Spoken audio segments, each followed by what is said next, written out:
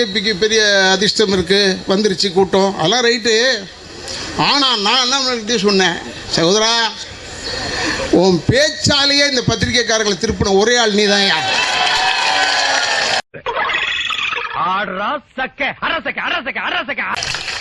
நான் பத்திரிகைக்காரங்க இருக்காங்கன்றதுக்காக சொல்லக்கூடாது, அவங்க ரொம்ப நல்லவங்க. பேசக்கூடாதுன்னு இவன் நம்மள போடக்கூடாதுன்னு செய்தியை கரெக்டாக ஃபாலோ பண்ணிட்டு இருந்தாங்க. இப்ப இருக்க முடியல. வந்துட்டாயா வந்துட்டாயா, கழுகுக்கு மூக்கு வருத்த மாதிரி வந்துட்டாயா, நீ என்ன கொஞ்சம் வரச்சுக்கையா. இல்லைன்னா சகோதரர் அண்ணாமலை ஸ்பீச் எல்லாம் எவ்வளோ பேச்சு, நல்ல பேச்செல்லாம் காணாமல் போயிருக்கு. இப்போ வெறும் மூச்சு விட்டாருன்னு மட்டும் போடுறான் செய்தி. அந்த பாயா இருக்கணும்டா. சும்மா இங்கே குவார்டருக்கு பிரியாணிக்கு அலையிறவங்க கிடையாது. ஆனால் அதெல்லாம் அடிக்க தெரியாமல் இல்லை நாங்கள். இல்லையா, நான் என்ன சொல்கிறேன்,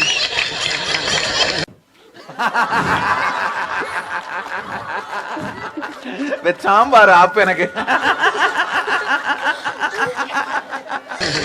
நான் ஏன்னா எதையாவது கம்ப்ளைண்ட் பண்ணணும்னா என்னை பற்றி கம்ப்ளைண்ட் பண்ணுங்க.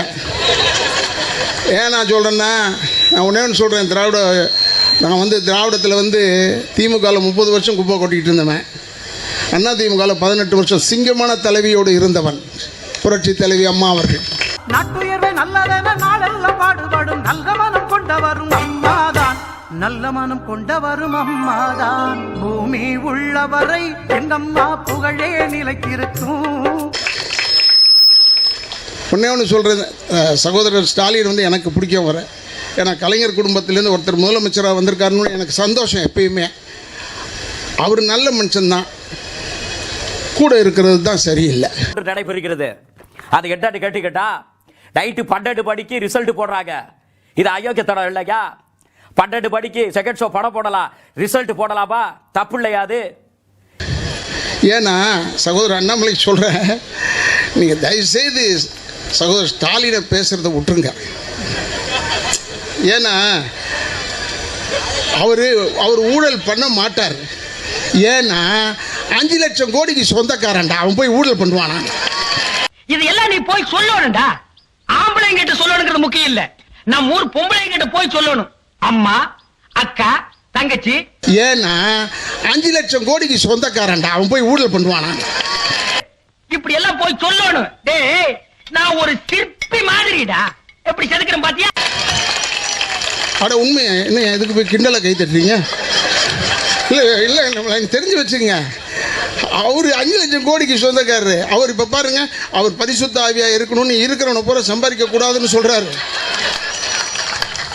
உட்கார்ந்து இருந்துதான் அந்த அம்மா எழுந்து என்ன சொல்லியிருக்கு, கலைஞரை கிண்டல் பண்ணணும், கேலி பண்ணணும்ட்டு கலைஞரை பார்த்து திருச்சிக்கிட்டே கேட்டாங்களா, என்ன கருணாநிதி மாமியார் வீடு எப்படி இருந்ததுன்னு கேட்டாங்களா. மாமியார் ஒண்ணு என்னது ஜெயில சொல்றாங்க.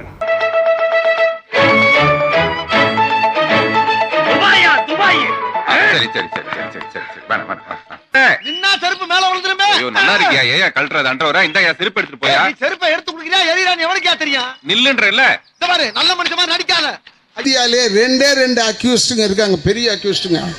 ஒன்று ஐயா மோடிஜி, ஒன்று அமித்ஷா. ஞாபகம் வச்சுக்க, அவனை கரு அறுத்துருவாங்க, ஜாக்கிரதை. நீ 10,000 வாட்டி ஒன்றிய அரசாங்கம்னு சொன்னாலும் சரி, 10,000 வாட்டி திராவிட மாடல்னு சொன்னாலும் சரி, கண்டுக்கவே மாட்டார்.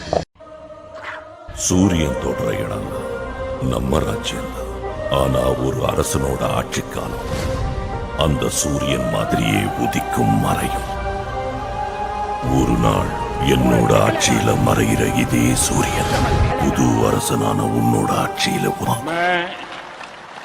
நரேந்திர தாமோதர் தாஸ் மோடி. நீ யாருங்கிறத எப்பவுமே மறந்துடாத. இதெல்லாம் சோறு போடாத ராஜா. எவனோ ஒருத்தவனை தட்டி விட்டுறான், அவனை தான் நான் தேடிட்டு இருக்கேன், யாரா தட்டி விட்டது இவரேன்னு.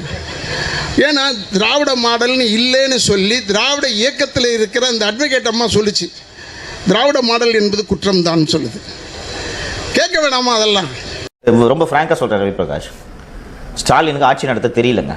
அப்படியே சொல்றீங்க? அப்படி சொல்றேன். ஆட்சி நடத்துறதுக்கு எல்லாருக்கும் தெரிஞ்சிடாது. அதையும் நான் சொல்கிறேன். பிறக்கும் போதே நீங்கள் ஒரு ஐஐஎம் அகமதாபாத்தில் படிச்சுட்டு மேனேஜ்மெண்ட் அட்மினிஸ்ட்ரேஷன்லாம் கற்றுக்கிட்டுலாம் யாராலையும் வர முடியாது. அது வந்து ஒரு பாண்ட் ஸ்கில்லாக இருக்கணும். ஆமாம், இவர் சொல்கிறார் இலவசமாக கொடுக்கணும்னு. ஆனால் அந்த பொம்பளை இந்த இலவச பஸ்ஸுக்கு நின்று கால் யானைக்கால மாதிரி போச்சுறா. அது ஏதோ ஒரு ஒயிட் போர்டு போட்ட பஸ்ஸு தான் வருமா, அதுதான் இலவசமா. என்னங்கடா இது?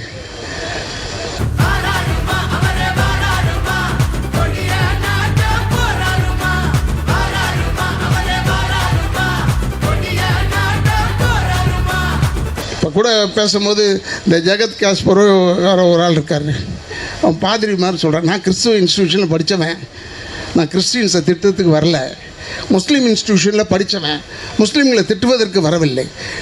இந்திய முஸ்லீமாக இருந்தால் பிஜேபி உன்னை காப்பாற்றும். ஆண்டு காலம் வாழ்க, நோய் நொடி இல்லாமல் வளர்க. அப்புறம் இந்திய கிறிஸ்தவனாக இருந்தால் உன்னை பிஜேபி காப்பாற்றும். அவர் சொல்றாரு பேசும்போது, 40% நீங்கள் இருந்தீங்கன்னா முஸ்லீம் தோழர்களே நீங்கள் அந்த நாடு உங்களுதுன்னு கேட்கலாம். ஏண்டா முஸ்லீம் இந்த திட்டிக்குதா கேட்குறா. பழைய வெள்ளையத்தேவா பாஞ்சாலம் குறிச்சியில் வெள்ளையனா மெச்சினேன் வீராங்கனா மெச்சினேன்.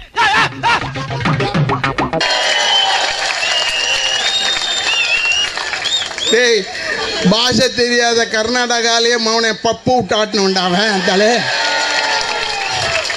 நீ அந்த ஆளை போய் எனக்கு அப்படி தெரியுமா, எனக்கு இது தெரியுமா, அது தெரியுமான்னு.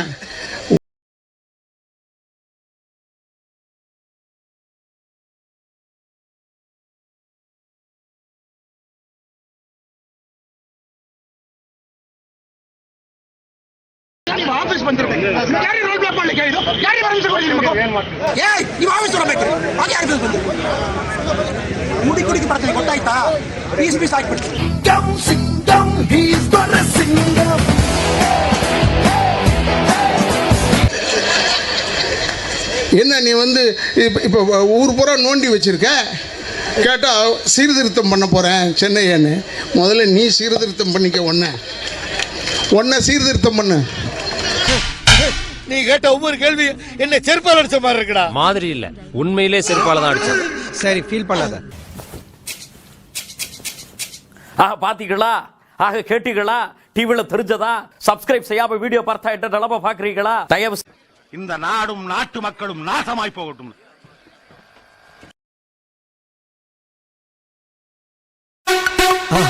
மறக்காம சர்ப்ரைஸ் பண்ணுங்க. தேங்க்யூ.